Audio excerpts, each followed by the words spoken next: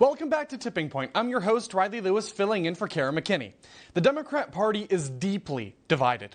Yes, the party is focusing on unity this week at the DNC, but no amount of liberal platitudes about defeating President Trump will be able to bridge the deep gap between traditional liberals and the New Left. The New Left is well-funded, well-organized, and completely determined to destroy this constitutional republic right before our eyes.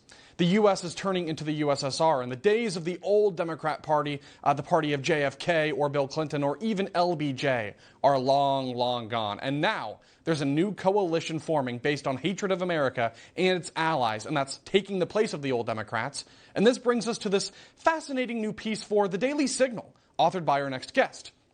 It examines some of the most anti-Israel and anti-Semitic activist groups in the country with a close eye on an organization called Jewish Voices for Peace, otherwise known as a group that blamed Israel for the horrific massacre of Israeli civilians on October 7th of last year. Joining us now to discuss is Tyler O'Neill, the managing editor of The Daily Signal. Tyler, thank you very much for being here tonight. Hey, thanks for having me, Riley. So I've heard of this organization, Jewish Voices for Peace, but could you tell us more about them, what they do, and their I guess, new place on this hate map?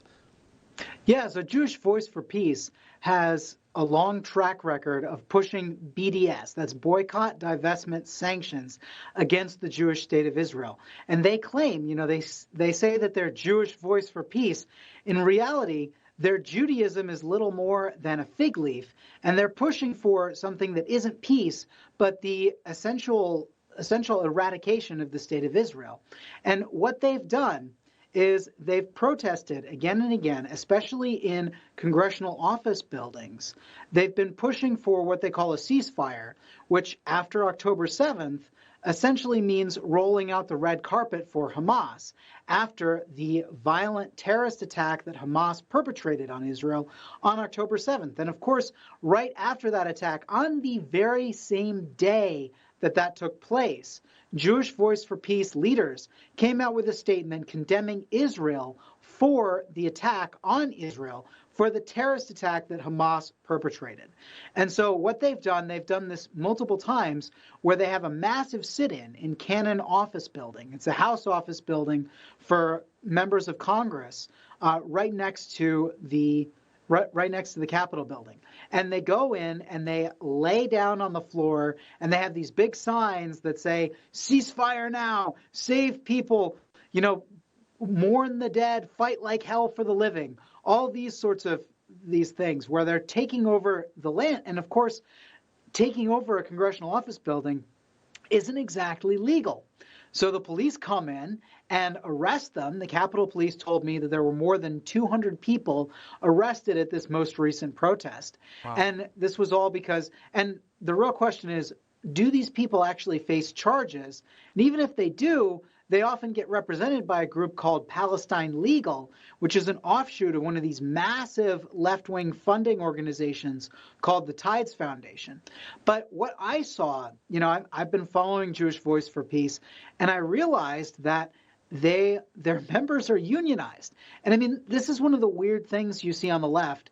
These people believe in unions so much that even nonprofits, where workers ostensibly are working to better the world, are working for a cause they theoretically believe in, they're joining unions, bringing the adversarial relationship of unions and management into the nonprofit sector, one of the last places that you would ever think unionism ever should be. And so they're unionized. The Jewish Voice for Peace, this radical, rabid anti-Israel organization, is unionized. But not only that, they're unionized with the Washington-Baltimore News Guild, which is a longstanding union. But this union also, it represents other notables, such as the Southern Poverty Law Center and Lambda Legal. And, the AFL-CIO even has people who are unionized with this union, and 2 chapters of American Civil Liberties Union. So I decided, well, you know what? There are all these organizations. And of course, it isn't just nonprofits, it's also news outlets.